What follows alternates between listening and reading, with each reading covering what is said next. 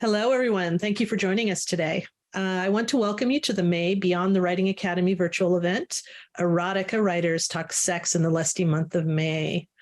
To make the session as interactive as possible, please use the Q&A box during the entire session. Feel free to start asking questions already. You can also, you're welcome to use the welcome chat or the chat to ask your questions, but remember to change the option to everyone. And also please remember the GCLS Code of Conduct, which you can read more about in the chat and on the GCLS website. So with that said, let's get started with this exciting panel and these wonderful panelists, and we hope you enjoy this event. Hi, everybody. I'm Pol Robinson. Finn Burnett asked me to moderate this panel because he knows I'll blush like crazy if we get into the weeds on anything we're discussing, and I know he's waiting for that to happen. So I'm going to introduce each of our panelists. We had them come up with their images so that you could see who they are, and we're waiting for one panelist to arrive. She had a little bit of technical difficulties, but I am going to go through and read the bios that we have. I'm going to go left to right on my screen, and that starts us up with Fiona. So Fiona Zedde is a Jamaican-born writer who lives and writes in Madrid, Spain. She's the author of several novellas and novels, and I'll put this over here so I'm not turned away. Novels and novellas and novels of les, bi, queer love, including the Lambda Literary Award finalist Bliss and Every Dark Desire. Her novel, Dangerous Pleasures, was a winner of an About.com Reader's Choice Award for the best lesbian novel or memoir. Her novel, Stud Like Her, is available now. Find out more at FionaZedde.com. And I believe we've got all of the links for attached bios and websites. Also, we'll be providing those in the chat. So, welcome, Fiona. Our next panelist is Anne Shade. Anne indulges in her passion for writing from an idyllic suburb of West Orange, New Jersey, and is the author of Femme Tales, Masquerade, Love and Lotus Blossoms, Her Heart's Desire, Securing Ava, and Three Wishes. Anne has also collaborated on 2 Bold Strokes books anthologies, In Our Words, Queer Stories from Black, Indigenous, and People of Color Writers, and My Secret Valentine, 3 romance novellas. Her other passions include planning dream weddings and making plans for her future bed and breakfast. Sign me up. Sounds great. Welcome. Kris Bryant is our next contestant. Hello. Kris is an award-winning author who writes contemporary romance and erotica under the pen name Britt Ryder. She also co-hosts the popular podcast Queerly Recommended. She enjoys binge-watching shows, snacking, and working with animal shelters around the world through her Patreon page. She is presently working on her 21st full-length novel with Bold Strokes Books. It's pretty impressive, Kris. So thanks, Kris. Thank you. And last but not least, until Renee gets here, we have Meghan O'Brien. Meghan is the author of 10 lesbian romance erotica books published by Bold Strokes Books, including 13 Hours, Wild, The Night Off, The Muse, and Her Best Friend's Sister. She lives in the Bay Area with her wife, Angie, and their son, and a motley collection of lovable pets. So welcome, everybody. I do have a question all the way up in the chat, and I can, in the Q&A, so I'm going to start with somebody else's question before we get to mine. And this is for all panelists. Dan G asks, what are all of your thoughts on the differences between erotica and romance stories containing vivid sex scenes? In any order. Yeah, I'll go. I like to say that in a romance, you're kind of building toward the sex. Or yeah, I mean, you're falling in love, you're going toward the sex. And, you know, in an erotica story, you're starting with the sex and moving toward love. I think that's, you know, it's kind of at what point or how are things initiated? You know, does the physical come before the romance, or does the romance sort of come before the physical? You all end in the same place, though, basically. I think the difference is that with romance, the love scenes are a little more sedate.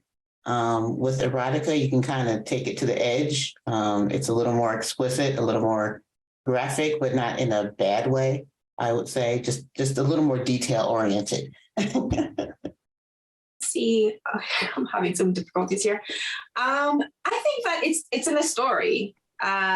When there's erotica, there's it's juicy, obviously, absolutely, which I love.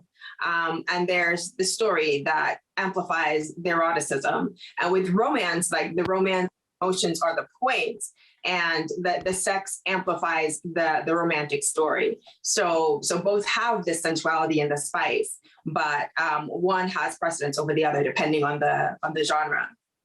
And I love me some romance, and that's where I started, and that's what I started reading.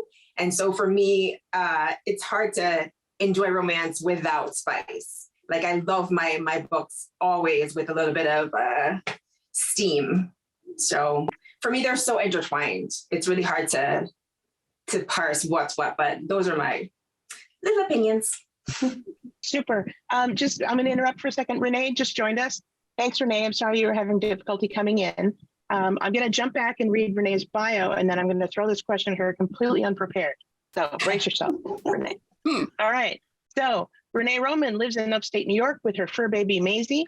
She is passionate about living an adventurous life and writing lesbian romance and erotica. Her latest works include Glass and Stone and Desires Unleashed. Renee just finished writing her 11th book. You all intimidate me. And is looking forward to starting her next one. You can find Renee on Twitter and Facebook, and she'd love to hear from you all via email, and her email address is in here, which we'll include in the link. Anne's asking, what's the edge to cross in sex that makes it erotica? So you have a romance novel with a steamy sex scene. How does that then, or does that cross some sort of line to become erotica, or does it have to start out with the intent to be erotica? What's the line or stepping point? And I'm going to start with Anne on the answer to this one. What's the line that they cross? Mm-hmm. I think it's a very, very thin line. I know with my writing, when it comes to more erotic stories, I mean, all my stories are romance, even if they're erotic. The ones that are more erotic have a little more explicit love scenes. They're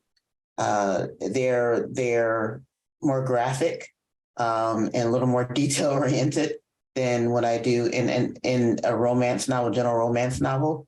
So that's like this. It's just a very thin line, in my opinion. Okay. Anyone else? Fiona? I think for me, the line is between 3 sex scenes versus 16. Like in my erotic stories, you probably hit a sex scene every other chapter or maybe every 3 chapters. And when I do like romance, it's, maybe something a third of the way through the book, and then sort of measured in 3 to 5 sex scenes, maybe averaging 3. But, if there's more sensuality there, they're getting together a lot. That's the line. Okay. Kris or Meghan? See, it's already happening. The red. I'd like to get back to the first question too. As far as Kris or Meghan? Can you hear me? I can hear you. I can sure. hear you. I can hear you. All right. No, I was going to say that as far as what makes it erotic. My connection is unstable. I was just going to say that there are different types of emotions between writing romance and erotica when you get started. I like Meghan's analogy of starting at sex first to get to the emotions versus starting with the emotions to get to the sex. And I feel like the line is, I kind of agree with Anne, like it's more explicit and my vocabulary expands more during erotica. I feel more comfortable using certain words that I wouldn't use in a contemporary romance. I have learned that when writing a romance, not everybody likes certain words, but you can get away with it in erotica that you can't get away with in romance. So that for me is kind of the line too. And of course, the amount of sex too. it's fun to write. And when you write sex and romance, yeah, the scenes are maybe 3 or 4 per book versus erotica, which can be 16, bravo, but maybe twice the amount that I have in the romance books that I write. Super. Yeah, I mean, I'll echo everybody else. For me, there's really not much of a difference. All my books have explicit sex scenes. Some would argue probably too many, even in the contemporary romances. So yeah, I don't know. Usually in my erotica stories, the scenarios and the characters are more geared to tell an erotic story. So that might even be my difference is it's all depending on the scenario, what words are used and what's done. So it can be super kinky and dirty in a contemporary romance, if that's who the characters are. But I do tend to craft my erotic stories to just be more in line with the erotic story, the erotic scenarios with the characters are probably gonna be a little bolder about sex in my erotic stories. So. Okay. And Renee popped out to come back in. I don't know if you all are experiencing this technology-wise, but I keep occasionally getting a drag, but I'm also way out west of where Jesus lost his sandals, so I have hardly any internet. So it keeps coming in and out. So if I fade out, I promise to pop back in. All right, great questions. Liz, I'll get to yours in a bit. Let me go for this first question here that I gave the panelists originally, which is, what's the first book that made you believe you could be a writer? We'll start with, we've done Fiona, and let's start with Kris on this one.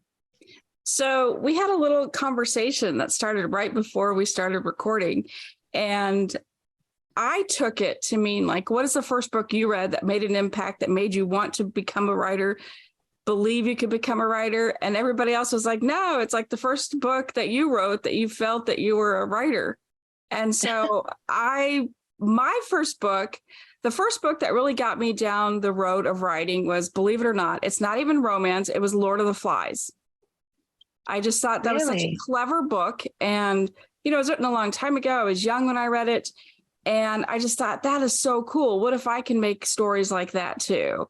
And so that is how I answered that question. But if we're asking about our first book, that made me think I could be, that I really was a writer, that I believe that I'm a writer, it has to be Taste, my third book. Well, just for everybody's clarification, I meant it the way you took it, Kris. So there you go. Oh, okay. But I'll take any answers we've got. So, Meghan, go ahead. I took it the same way Kris did. So, and thinking back, I was like, man, I was telling people I wanted to be a published author when I was like 5 years old. So I never really thought that I couldn't be a writer, I guess. So I think as soon as I started to read, I realized like I wanted to do that too. First book I can remember making a big impact on me was Ramona the Brave by Beverly Clearly. Yeah. So that was my answer. Very different than like the kinds of work we're talking about now, but there you go. True. Let's try Renee again. I don't know. Can you hear me now? Hey. Yes. Yay! Yes. I've got a lot of catching up to do, but what was that question? I missed. It was number one on the list of questions that I sent you, which is, what is the first book that made you believe you could be a writer? You could write. That I could write, I would have to say Ruby Fruit Jungle was probably one of my, and I read it and at like 17 in high school. And I'm surprised I did, because I went to Catholic high, and my mother was an avid reader, and she read all the time. I mean, like, she would finish a book in a day. And so I've always had a love of the written word. And I wrote through probably all of high school in some way, shape, or form. But it wasn't until I started reading contemporary lesbian fiction that a few years later I said, I want to do that. That's what I want to do. And, I failed miserably for a few years, but I kept going. And there were two people who gave me the shove to finally submit it, and that was Kris and and Maggie Cummings. They were like, just send the damn thing in and stop dragging your feet. So I promised them I would get it off before Thanksgiving, because we were at Women's Week in Provincetown. And I did. I managed to get it off a week early.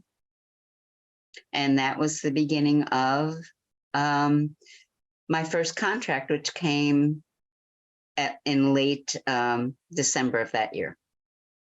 Cool. Fiona. For me, it was Anne Rice's The Vampire Lestat. That book blew me away. The sensuality, the vivid descriptions, I fell completely in love. And I found myself like, I don't know how old I was. I think I was in high school, maybe less, maybe younger. And like sitting down with the sentences and like picking them apart and rewriting them and shuffling the words. And when I put something together on my own, separate from that, I was like, oh, this is actually not bad. And so that book inspired me to actually, I'd always written, but that book inspired me to actually wanted to write my own stories and share them with other people. And also like, no matter how freaky or kinky or wild they were, like, oh, she can write this, I can write anything. And so she started it all, basically. Okay. Anne. I would have to say, and quite a few people already know this about me, Beverly Jenkins' Topaz was a romance, an African-American historical romance that really just set me off on the course of where I am today. Through my younger years, almost into adult years, I read nonfiction. I read autobiographical things, Malcolm X, Angela, and Maya Angelou, Martin Luther King. So I read a lot of autobiographical things. I'm a huge history buff. So I didn't read a lot of fiction until I started. I went back to school and was in college and needed something that wasn't, serious. I needed some mind-numbing something. So a friend turned me on to Regency romances, and I started reading Regency romances, and I loved them. They were great, but I couldn't see myself in that. So someone told me about Beverly Jenkins, and I read Topaz, and then I went back to the store and bought all her other books that were out at that moment and finished them all within 2 weeks. The following week, I started my first hetero romance. And from that point on, I felt like I could do this because I saw someone else doing it. I'd always been writing. I was writing short stories, poetry, and everything I started when I was about 6 to 7 years old. So I've always been writing, but I never pictured myself as being a writer until I read her work and then kind of put my own spin to similar work. Great. Thank you. I think I got everybody on that one. I'm going to ask a question from the Q&A that's coming in. Liz the Dreamer wants to know, and I'm going to start with Renee on this one. How do you measure when the sex scenes are too much? How do you gauge what your audience will be more comfortable with? And do you write with the audience in mind, or do you just wing it and edit out what you might think is too much? So how much sex is too much sex? Well, if it becomes repetitive, it's too much. I know there's only certain moving parts in the human body, but if they sound a lot alike, if you can almost predict what the sex scene's going to be, it's too much. As far as level of heat, I would say that if I blush, it's too much. As opposed to if I blush, which is, yeah. I would not care to even guess what would be your litmus paper for that, but really low. Oh, okay. Mine's pretty high. And I honestly don't like to put in sex scenes that just seem random. Like there has to be something that sparks it off, that either a look across the room or two people that are really not angry, but emotional in the moment. And it might be an angry kind of emotion, but it drives them into each other's arms. There's a bunch of different scenarios, but to just like randomly throw a sex scene in isn't doing anyone a favor, especially not the characters. Okay. Let's see, who have I not picked on first or second here? I'll go with Anne, and then we'll go to Meghan. I think you don't need to have a sex scene in every chapter. I think kind of teases maybe in those chapters. But like Renee said, just, throwing in a random sex scene for the heck of it because you just feel like you need a sex scene there is not going to work. That's too much. It's funny because my gauge, I recently had a review from someone who said they loved my recent book, 3 Wishes. They loved it, but they loved the story and everything, but there was too much smut. So they had to give it a 3 because there was too much smut. They literally used that word. There was too much smut, and she didn't think it was necessary. It was a good story without the smut. She said smut like 3 times. So Yes, they didn't like the smut. I guess not. So I think if it's too much is just throwing them in there random spots and just feeling like you have to have it in every scene.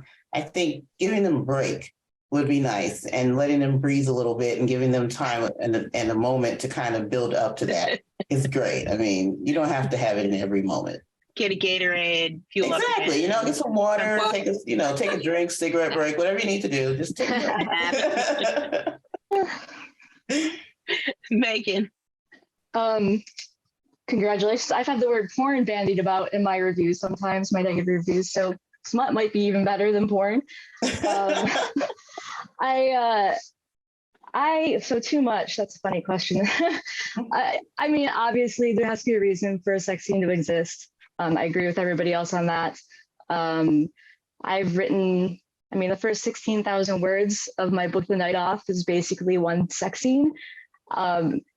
I don't feel like that was too much, even though the first quarter of the book is kind of a single sexual encounter, just because there's so much character development and relationship development going on during it, that it, to me, it's not like an extraneous sex scene. So I don't think the amount necessarily matters. It is just, is there something in there that gives a justification to exist? Because it is pretty boring to just read about the same characters having sex over and over again. If nothing else is going on under the surface. As far as heat level, I have blushed before editing my work. Like The Night Off specifically, I was red-faced during a whole bunch of the editing process. I was like, I can't believe I'm going to put this out there. But I ultimately didn't edit really anything out of that book. I've only had an editor once tell me to maybe tone something down. I don't even think that would happen today. It was a little breast slapping. It really wasn't that big a deal. Yeah, I don't tend to tone myself down too much. If I think it's hot, then I'm gonna write it, and I'm gonna assume that there's gonna be other people out there who think it's hot too, basically. And people who don't, they'll know what my target audience is for the next time, I guess. Fiona. For me, it's hard to say that anything about a line necessarily. I think that for my stories, for the most part, everything just happens organically. If the couple that I'm writing or the throuple or whoever, if they're nice, slutty, get to the point right now kind of characters, that's what's going to happen. But if it's a slow burn ice cream setup and the story is served best by a sex scene that happens later, or that one 3-chapter long sex scene, then that's what's going to happen. I feel like for me, it's hard to say what exactly is a line. And also, if it turns me on, I am putting that in the book for sure. Because I feel like if it turns me on, it's going to make someone else happy too. So super. I was actually going to ask that too. Go ahead. I was saying some lines are to be crossed, and it's kind of fun to get there and step across them. Okay, I'm gonna do a quick speed round here. You ready? Let's see. Anne, you're first. What is your most useless talent? Oh Lord. Speed round that we're in trouble because I don't know.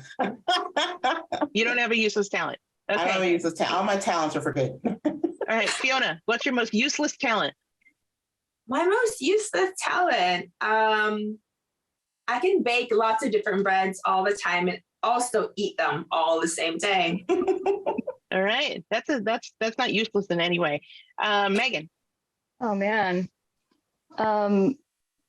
I can burp on command. Is that talent? There you go. It's useless. Ask any 10-year-old, they'll say yes. Renee, what's your most useless talent? I'm double jointed. Oh God, she's showing it too. Okay. Ow. Kris, what's your most useless talent? Probably that I can whistle really loud. Oh, cool. Like I can do the wolf whistle, or if I can get your attention from a mile away. Wow. Nice. That's kind of All right. useful, honestly. That is good, actually. Useful. We'll need that at the conference, I'm sure. Okay, so I'm going to go to an audience question, which is for Kris and everyone, resources that you recommend for information regarding the sex words that somebody earlier said sex words you can't use in a romance. So where do we find that list of words we shouldn't use in a romance?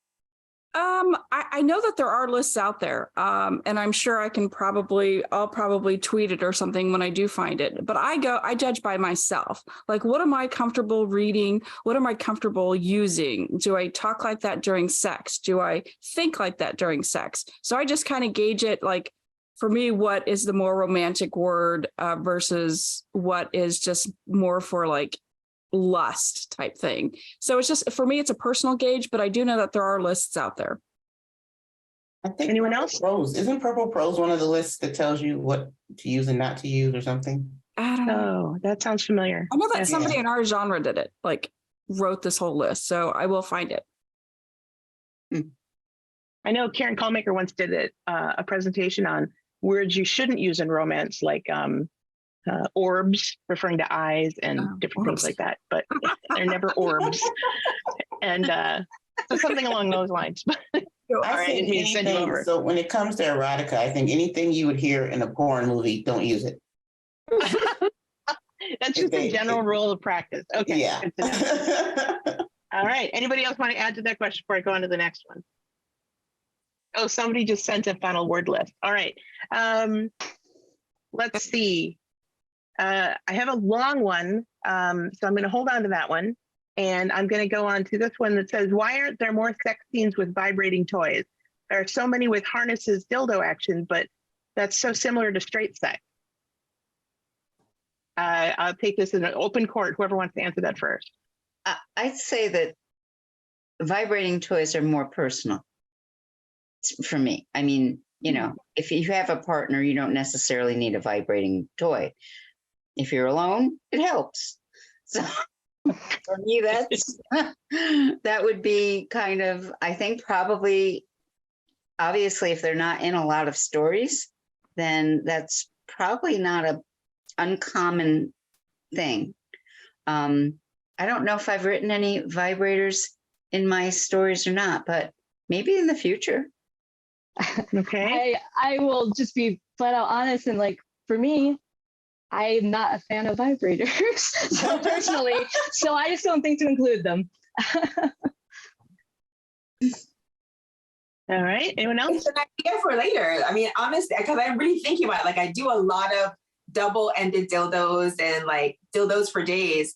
But yeah, I think I do tend to think about vibrators as like, you know, solo play kind of stuff versus to use in a couple, especially in a queer couple. So that's giving me some ideas for later. Otherwise, We I've should not thought about Fiona.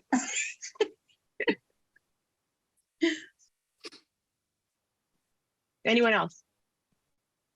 Okay, I think the dildos are just good for a couple, like everyone's saying. I think it's good for a couple. Vibrators, I mean, you can use it with the couple, but I think there's no true interaction.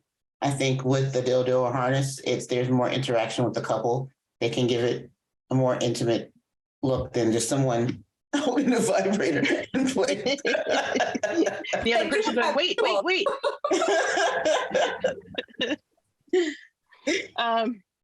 Okay, this question came up, and I think it was part of the earlier discussion of how much is too much, but what makes you blush? Kris first, and then Anne and Fiona. I think what makes me blush is like if I'm writing a scene and I nailed it. I mean, literally. But like, and I can tell that it's a really good scene, like, because I blush and then I'm like, oh yeah, this totally works. Like this scene works. And so for me, it's when I know that I've used the right words and you have the right amount of emotion or sexual whatever in the scene. When I blush, then I know I've nailed it. It's the quote of the day.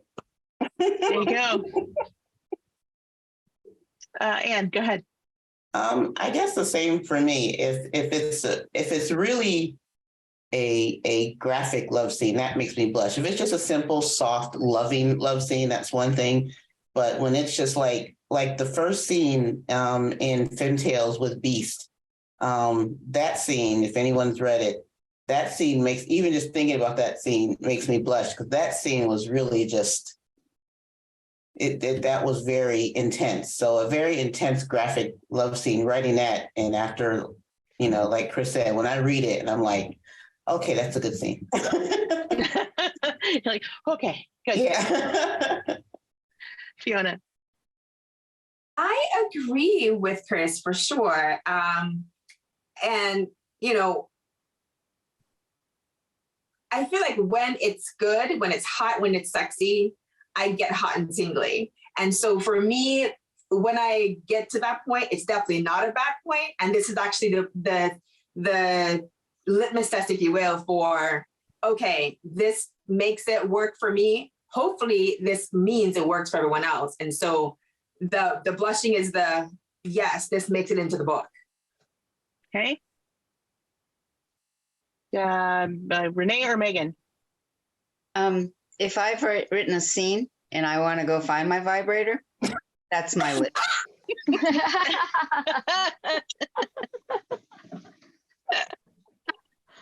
Okay. No, it is the true litmus test. If you're not turned on, then why would your reader be? There you go.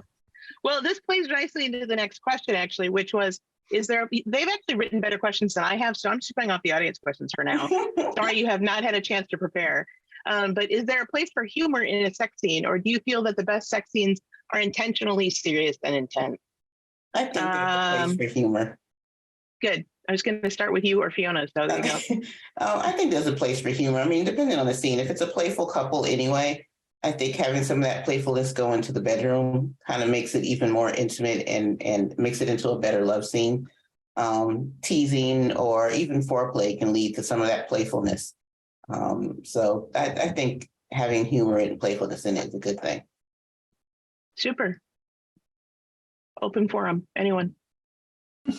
I agree with Anne. I feel like, especially if it suits the characters, like if one of the characters is very playful in the story, and suddenly in sex they are just super serious, all I want about like the slapping and the dildo and all that stuff, it just doesn't go with the story. So if they bring their narrative humor into their bedroom, it just makes sense. So again, there's always room for it, especially if the character is already sort of like a jokester, funny, or it has a playful tone to the book anyway. So absolutely, always.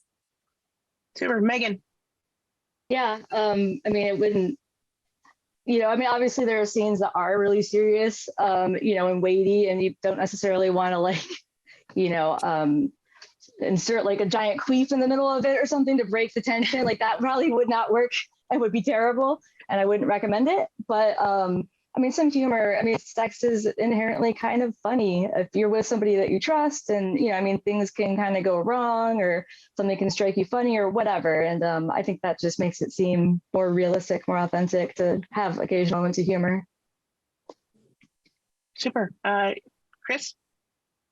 Basically what everybody else said. I usually have like one character who, usually the main character, has humor, but I write first person, so it's more internal than it is external.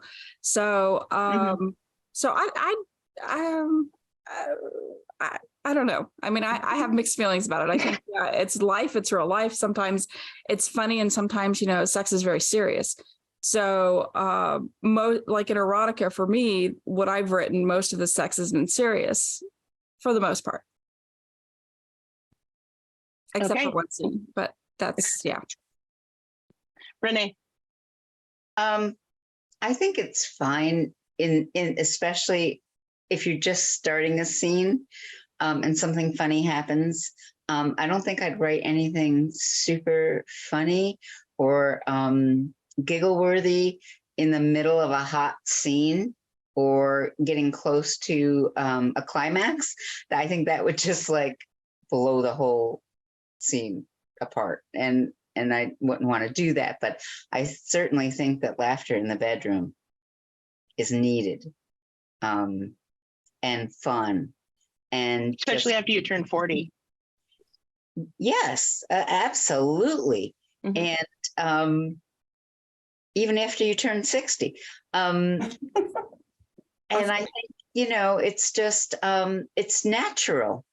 There are times when you just break out into laughter, and it might be inappropriate and it might not be, but if you're with the right person, you both end up laughing. So it doesn't really matter. Super. Thank you. Let's see. Hang on. I'm reading the questions from people. So we're getting a bunch of questions from Shanna and Ann Hart, Shanna Guy and Ann Hart, and they're just right on it with these questions. So, but I'm going to go with Frankie McMahon's question, which is, and I know Meghan has, but have any of you written a third person entering the love scene? Go ahead. I'm currently working on novel Leatherlace and Locks, where there's a throuple. So a third person hasn't entered; they were already there, but it's right. It's been an interesting task and trying to incorporate all three and get the writing just right so it's realistic and not just some weird, lesbian porn written by a white cis male kind of thing. Or an AI. Yeah, or an Renee? AI, yeah. So, but yeah, I definitely have just finished that scene, and I think it turned out really well. Made me blush, but there you go. Then it's successful. Renee? Yeah, I wrote 3 people in a scene in Escorted. The main character, Danny, wanted to be instructed in certain types of BDSM and other types of interplay.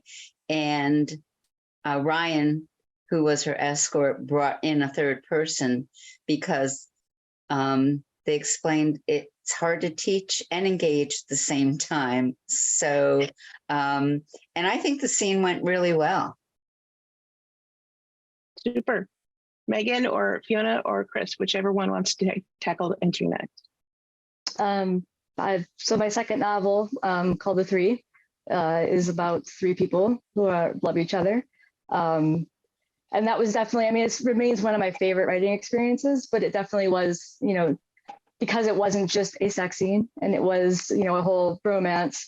It is kind of an interesting calculation of, am I giving enough time to each couple within this trio? And, how do you handle all the sex scenes and stuff? But I love it. I think it's a lot of fun. It introduces a whole new, a whole new element. There's all kinds of things now that you can do that you wouldn't be able to do with just a story with 2 people. So yeah. Yeah, I think my third book, A Taste of Sin, had at least one instance of 3 people playing together. And it was 2 masculine women who call themselves the Good Time Twins, taking care of this woman who saw them and was just, instantly enamored. And so I think the scene went really, really well. It had nipple clamps. It had all kinds of pain play and everything. And I think everyone got a chance to enjoy themselves. And it went very well, very blush worthy, and also, I think, generally successful. And it wasn't the first, and it wasn't the last scene with a threesome. Cool. Kris? I have not written any threesomes or thruples yet. So I'm sure that I will in the future, but I haven't really written that much erotica. So, but I probably will. Cool. I'm going to go with another panel question. Well, actually, hang on. I'm looking at the ones that I wrote. Shawnee asked, why are there so few sex scenes with safe sex demonstrated? Parenthetically, Fiona is excluded as she has many main characters using latex gloves and dental exams. So apparently, Fiona, you're on a timeout for this answer, but everybody else gets to answer. Why do you not write with the safe sex practices included? I could start. I've definitely had little comments and discussions between the characters, at least about sexual health before. I have not used actual like protective stuff in my sex scenes. I guess partially because I'm writing escapist fantasy, and I understand that like it can be instructive, and I do try to put some instructive stuff in some of my books about sex and safety and everything. But ultimately, I mean, I've tried using a dental dam before. It's not sexy. I don't know. It just was really hard for me. And it's hard to write a scene that feels realistic about using a dental dam and kind of can still, I don't know. So I'm a terrible person. I will preach for safe sex all the time in real life, but when it comes to, trying to write a hot scene, if I'm trying to write a hot scene, that's not a thing that's easy to include. If I'm trying to write an educational scene, then yeah, I would certainly talk about stuff like that. I think I choose not to do it because all the sex scenes are pretty much with monogamous couples. I don't do sex scenes with strangers or, they're sort of strangers, I guess, when they're first having sex, but they're in a relationship. It may not be committed at the very start, but they're in that relationship with the other person. So I'm sure you're supposed to use safe sex materials. Like Meghan said, I am a big proponent of it. I just choose not to put it in stories. Renee? My safe sex is consensual sex. And off the page, I am hoping that people understand that the two adults or three adults or however many are involved have already had that talk off page. And as long as there's consent, I think that that's the safest thing that everybody can engage in. If you have a reason to suspect that someone may not be safe, I would hope that there would be more questions and concerns raised before you actually engaged in sex. But to me, it's all about the consent. And I do write that in most of my scenes, or at least establish that between the couple or partners at the beginning. Okay. And Fiona, since you're already doing the writing, do you have other thoughts you want to share with us before I move on?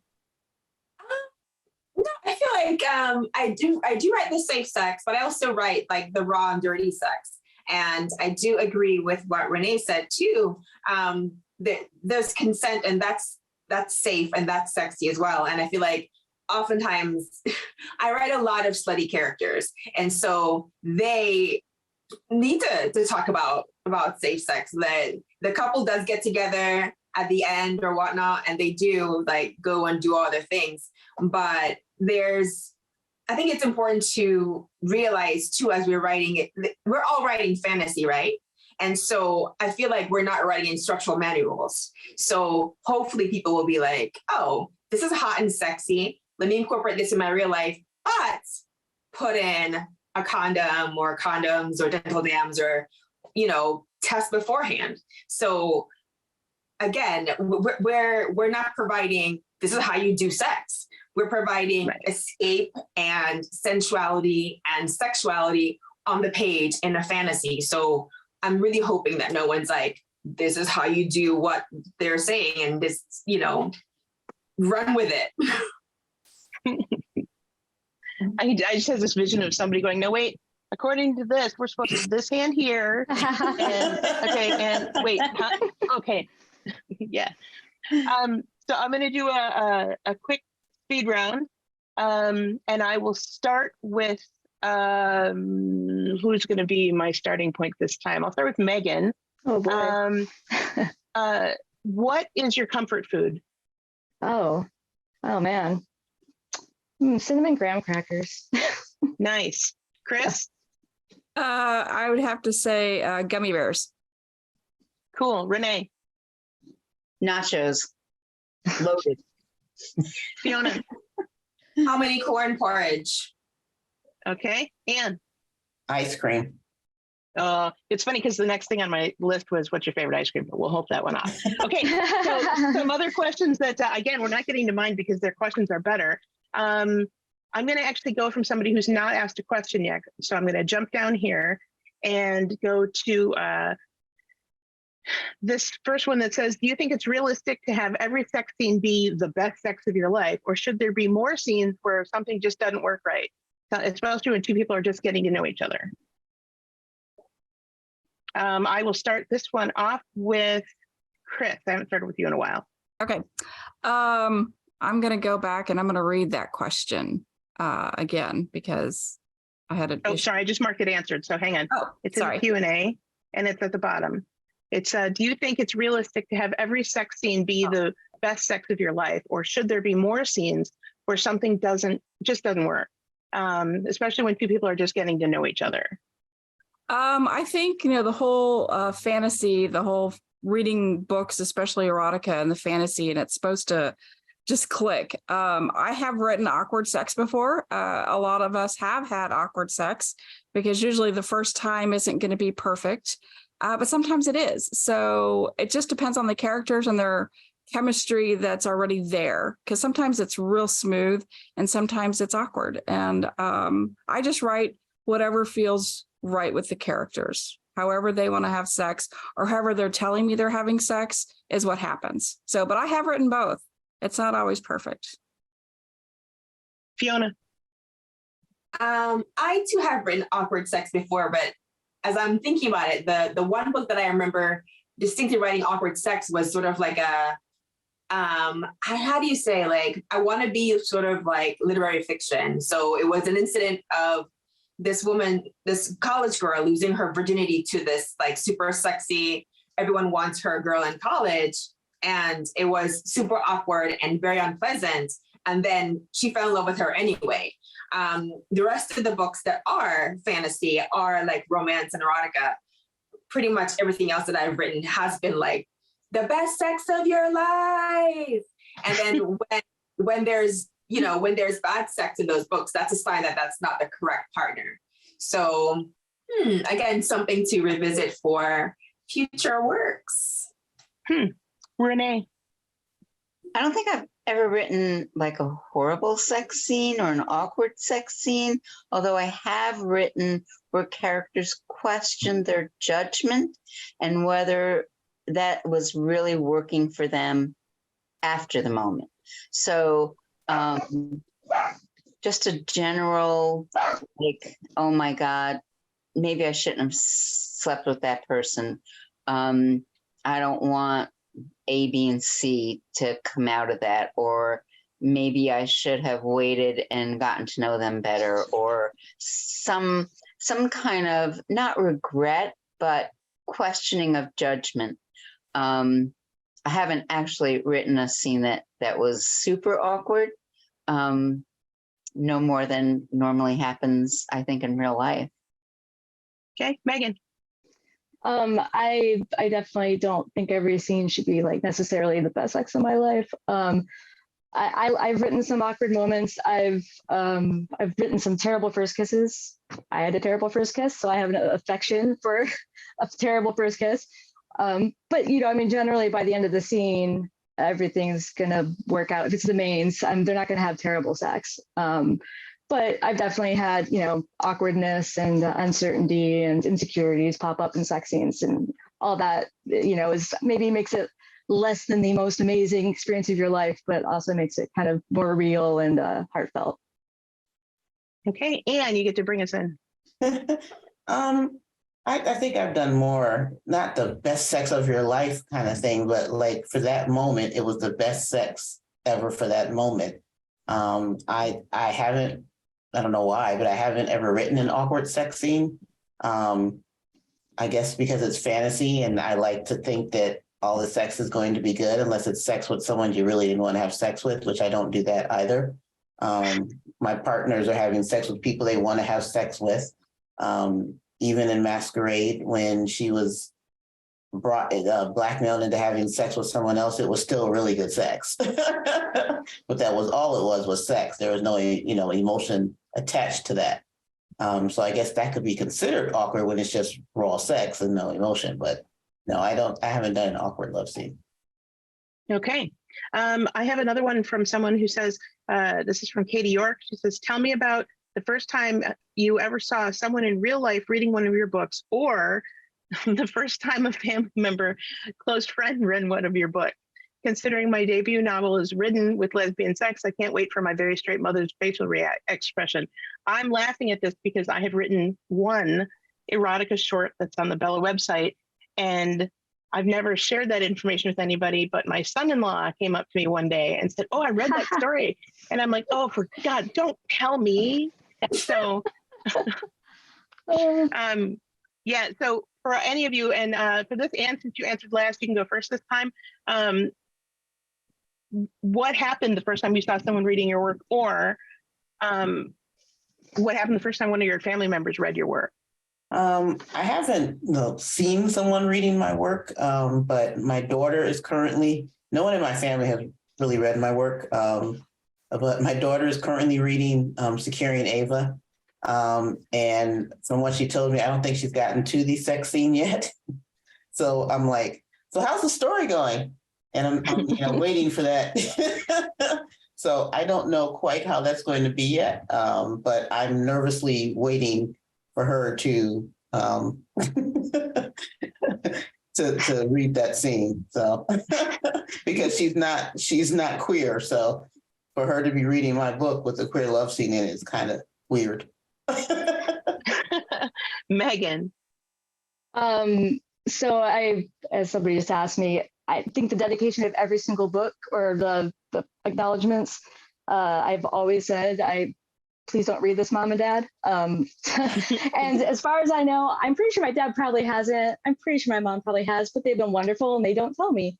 So I appreciate that. But Lucky they do express their pride. They're very proud of me. That's all that really matters. And kind of a funny story, a month ago, my wife was at work, and there was they're installing some new equipment, and there was a big kind of conference with people who are like working to install it, people training, and they're all kind of talking beforehand. And she was talking to a woman about the books they were reading. And it was just like mystery, kind of straight mystery stuff. And then somebody walks in, and my wife's gay our pings, and she kind of knew, which chick's coming over here, and they're still talking about books. And this woman said, I just read dirty lesbian books. And so my wife said, oh, do you know Meghan O'Brien? And she said, oh yeah, and of course Angie's like, well, I'm married to her. And apparently this blew her mind. We've exchanged numbers. I think we're going to do some kind of a picnic or something at their house, because she decided she had to meet me. So that was really bizarre. I've never really had something like that in the wild happen. So that was neat. Oh, that's cool. Fiona. I don't think it's ever happened. And if someone has read my books, like as someone that, people have read them, hopefully, thank God. Yeah. Yeah, thank you. But in general, in terms of like family members, like, no, if they've read them, they don't say anything to me, and I really appreciate it. I have a second mom. Always, whenever I have a reading, she comes to the reading. And then when the sex part happens, she walks out of the room. So if they read, they're just like, oh, it's a very sweet story about two people in love, and only two people. And it's great. Thank you. And that's it. Super. Renee. I know that my sister-in-law read my debut novel, and I was like, oh, okay. And she's like, yeah, I liked it, except I didn't like the ending. And I'm like, okay, well, that's good. And then we don't talk about it anymore. So it's fine. I think it's more funny that I recently joined a group of elderly women, women who are a couple of decades older than I am. And they all wanted my books. And I thought, Jesus, what books do I give them? Because there's heart attack material in every single one of them. But I did. I gave them whatever they wanted to read. And we'll see. We'll see if I get a call from Anjang or not. Did you make them sign a disclaimer about health conditions? And I did. I just told them there's steam in here, so you might want to just pass that over, kind of thing. Kris, did I get to you on this answer or not? I can't remember. You did not. Okay. In the wild, sort of kind of in the wild, I was at Klexicon, and there was this area outside of the vendor booth, and there was a woman reading one of my books.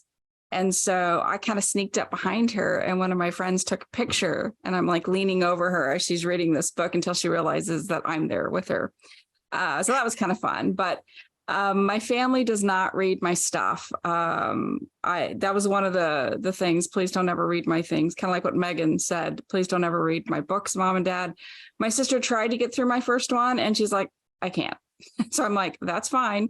But so they don't. No, I hope not. I hope my parents I hope my dad hasn't read anything. So this next one's a quick yes or no. And this is, are you all full-time writers, or do you work in other industries alongside your writing? And I'm going to go right to left on my screen. Renee. I am a full-time employee of a local college. So I write 30 hours a week, and it's mostly on the weekends. Okay. Meghan. I am a full-time web developer / programmer. I wish I could write full-time, but I live in the Bay Area, so I don't know how that would ever work. Yeah. Okay. Kris. I have a full-time job at an engineering firm, and I write every other hour I'm awake. There you go. Anne. I have a full-time job at a pharmaceutical company. I work from home 3 to 4 days a week, so I spend a lot of time writing because no one can see me. There you go. And Fiona. I write full time, yeah. So Fiona is the one that gets to do the dream that everybody else, all of the rest of us have. I make we're at time. Say it again. I make no money, but I do write full time. But you write full time. That's important. We're actually at time, and there's more questions, and then I had a whole list of them. So, come to GCLS, and we'll do this in person. Continuing, there was also a plug for the panel somewhere along in the chat. It went by that there's going to be a panel on writing sex scenes at the conference. And if you have never gone to GCLS and you can in any way make it, please come. And if you don't, if you have some financial difficulties, please apply for a scholarship. It's one of the best. This is our history. This is the 18th year of the conference. Come, you'll not, to be surrounded in a room of 150 to 200 other lesbians is just great, who also love reading. It's even better. So they didn't pay me for this. I'm just putting it out there as a plug because GCLS, I think it's amazing. And that's what we've got. It's 2:00. So I'm going to end this. Everybody in the chat saying thank you. And thank you to our panelists. It's wonderful. Thank you, Paul. I'm so glad you got to join in. Oh, thank you. Thank you. Good to see everyone. Thanks, everybody. Again. I can't wait to see you in Denver. Next month. Bye. Yeah. Bye. Bye. Bye, everybody. Bye.